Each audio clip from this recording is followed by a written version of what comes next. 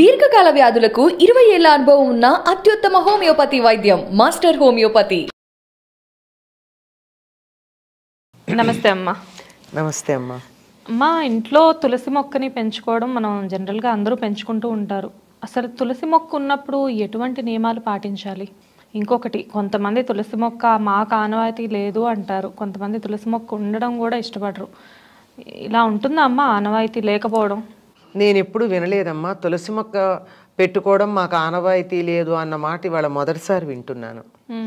ఎందుకు అంటే తులసిని పూజించటం హిందువులు మాత్రమే చేసేటటువంటి పని అని చాలామంది అంటారు. హిందువులు కాని వాళ్ళు తులసి మొక్కని పెట్టుకోరు అని మనకి లెక్క. కానీ కాశ్మీర్లో అక్కడ ఉన్నటువంటి మహమ్మదీయులందరి ఇళ్లల్లోనూ తులసి మొక్క ఉంటుంది. కాశ్మీర్లో ముస్లిమ్స్ మొక్కకి మతం ఏమిటమ్మా? చినార్ మొక్క ఉంటుంది. చినార్ ఏమో అక్కడి నుంచి తెచ్చుకున్నది, గల్ఫ్ నుంచి తెచ్చుకున్నది ముస్లిమ్స్కి. చినార్ మొక్క ఉంటుంది, తులసి మొక్క ఉంటుంది. అంచేత తులసికి ఒక మతాన్ని ఆపాదించటం అన్నది, ఒక మందు వేసుకుంటే ఈ మందు ఈ మతం వాళ్ళే వేసుకోవాలి, ఈ మతం వాళ్ళు వేసుకోకూడదు అంటే ఎంత భయంకరమో ఇది అంతే. మొక్కలకు ఆనవాయితీ ఏం లేదమ్మా. కొన్ని పనికొచ్చే మొక్కలు, కొన్ని పెరట్లో ఉండకూడని మొక్కలు ఉంటాయి. ఆ ఉండకూడని మొక్కలనైతే మనం బయట పెట్టచ్చు, కానీ వీటిని కాదు కదా. తులసి మొక్కకైతే అలాంటి పట్టింపు ఏమీ లేదు. వీళ్ళు తులసిని పూజించటం ఇష్టం లేని వాళ్ళు అయ్యి ఉండొచ్చు ఎవరైనా, మీకు వద్దు అని చెప్పిన వాళ్ళు. అదొక కారణం అవుతుంది. తులసి కొన్ని పరిస్థితుల్లో బతకదు, అటువంటి శౌచాన్ని పాటించిన వాళ్ళన్నా అయ్యి ఉండాలి. ఇప్పుడు ఒకవేళ తులసి మొక్క మన ఇంట్లో ఉంటే ఎటువంటి ఆచారాలు పాటించాలమ్మా? నియమాలు? తులసి చాలా పవిత్రమైన మొక్క అని చెప్పడమే కాదమ్మా, అది ఔషధియుక్తమైనటువంటి, చాలా వేరు దగ్గర నుంచి కాండము, ఆకులు, పూలతో సహా, వెన్ను పూలు రెండు.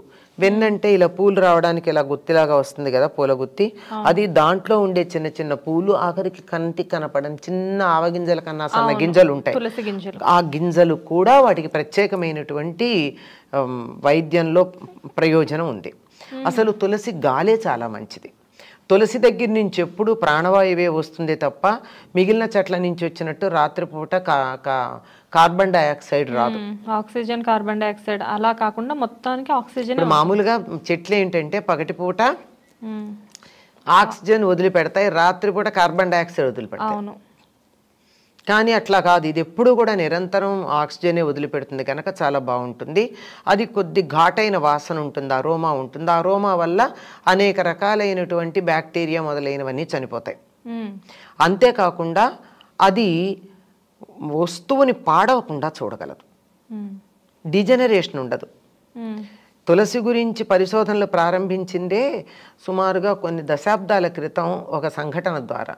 అమెరికా సంయుక్త రాష్ట్రాల్లో ఒక మనిషి హత్య చేయబడ్డాడు, శవం దొరకలేదు, వెతికారు. చాలా రోజులకు దొరికింది. దొరికిన శవం ఏమాత్రం పాడవల, డేట్ అయితే తెలుసు కానీ డికంపోజ్ అవల. ఎందుకు అవ్వలేదు అని వాళ్ళు పరిశోధన చేశారు. చేస్తే అక్కడ తులసి చెట్లే ఉన్నాయి, తులసి చెట్ల మధ్య పడింది. అంత శక్తి ఉంటుంది. అందుకే ప్రాణశక్తిని ఉజ్జీవింపజేసే లక్షణం తులసికుంది. అందుకే చివరి క్షణాన తులసి నీళ్లు పోస్తారు. ఎక్కడన్నా లోపల ఎక్కడో ఉన్న ప్రాణం అంతా ఒక్క చోట వచ్చి ఏమన్నా యాక్టివేట్ అవుతుందేమో అని తులసి నీళ్లు పోస్తారు. అంత శక్తి కలిగింది. మరి అటువంటి చెట్టు ఉన్నప్పుడు ఏ నియమాలు పాటించాలి అంటే, ఆ చెట్టు ఎంత ఘాటైన వాసన శక్తి కలిగిందో అంత సున్నితమైంది, ఎక్కువ చలి తట్టుకోలేదు, అలాగే నెగిటివ్ వైబ్రేషన్స్ తట్టుకోలేదు. అందుకని కొంతమంది ఆ చెట్టు దగ్గరికి వచ్చి వెళ్ళారంటే చెట్టు వాడిపోతుంది. అందులోనూ కొన్ని పరిస్థితుల్లో ముఖ్యంగా ఆడవాళ్ళు ముట్టుకున్నట్టయితే, మొహమాటం ఎందుకు నిస్సంకోచంగా చెప్తున్నా, పీరియడ్స్ ఉన్నప్పుడు గనక ఆడవాళ్ళ చెట్టు దగ్గరికి వెళ్ళినట్టయితే చెట్టు వాడిపోతుంది. ఎవరో వాదించారు, మా ఇంట్లో నేను ఎప్పుడు ముట్టుకుంటాను, వాడిపోలేదండి, ఏం మాట్లాడుతున్నారని. నీలాగే అది కూడా గడుగ్గా అయి ఉంటుందమ్మా, ఎక్సెప్షన్స్ ఉంటాయి కదా ఎప్పుడూను, ఇది కూడా ఎక్సెప్షనల్ కేసు అయి ఉండాలి, జనరల్ అయితే కాదు. అన్నిటికీ ఉంటాయిగా అపవాదం అలా అని చెప్పా. అందుకని నాజుగ్గా ఉంటుంది గనక ఆ నెగిటివ్ వైబ్రేషన్ తట్టుకోగలిగినటువంటి శక్తి ఉండదు కనుక వాడిపోతుంది. అంతే, అంతకన్నా మరొకటి కాదు. ఎవరన్నా మాకు తులసి వద్దు అన్నారంటే అయితే సనాతన ధర్మాన్ని ద్వేషించేవాళ్ళు. అంటే మరో ధర్మాన్ని మీరు పాటించవచ్చు, తప్పేం లేదు, దీన్ని ద్వేషించాల్సిన పని లేదు. నాకు ఫలానది ఇష్టం అంతే వెళ్ళండి, కానీ మరో దాన్ని ద్వేషించక్కర్లేదు కదా. ఈ ద్వేషమే మేము దాని పట్ల ఇష్టం ప్రకటించుకోవడం అనేటటువంటి ఒక భ్రమలో ఉంటారు చాలామంది. ఆ భ్రమలో ఉన్నటువంటి వాళ్ళు ఇది అక్కర్లేదు అని చెప్పడం మనకు కనపడుతుంది. లేదా ఇలాంటి నియమాలు ఏమీ పాటించకుండా శౌచము లేకుండా ఉంటారేమో, అది కూడా కారణం అవ్వాలి తప్ప లేకపోతే ఎవ్వరూ కూడా ఈ తులసిని దూరంగా పెట్టాలి అనేటటువంటి వాళ్ళు లేరు. అమ్మ, తులసిలో చాలా రకాలు ఉంటాయి. 5 రకాలు ఉన్నాయి. 5 రకాలు. 5 రకాలలో ఏ రకమైన మనం పూజకి సాధారణంగా మనం వాడేది మామూలు తులసి అమ్మ. ఆ తులసిలో కృష్ణ తులసి ఉంది, రామ తులసి ఉంది, లక్ష్మీ తులసి ఉంది. మనం ఎక్కువగా వాడేటటువంటిది ఈ లక్ష్మీ తులసి ఎక్కువ వాడుతూ ఉంటాం. కృష్ణ తులసి అంటే ఊదా రంగు, ఇప్పుడు మీరు వేసుకున్నా నేను వేసుకున్నా వీటిల్లో ఈ రంగుతో ఆకులు వస్తాయి, ఈ నెల ఆ రంగులో ఉంటాయి. దాని దగ్గర ఘాటు ఎక్కువ, దాన్ని కూడా పూజించవచ్చు. అలాగే రామ తులసి అంటే అసలు కాడది ఎంత పెరిగినా కానీ లేత పసుపు రంగులు, లేత ఆకుపచ్చ రంగులోనే ఆకులును కాడ ఉంటాయి. మనం మామూలుగా పూజించుకునే తులసి ఇంత లేత ఆకుపచ్చ రంగులో ఉండదు, మామూలుగా ఉంటుంది, ఆకుపచ్చ రంగే ఉంటుంది. కాడ ముదిరితే కాస్త వుడ్ కలర్ వస్తుంది.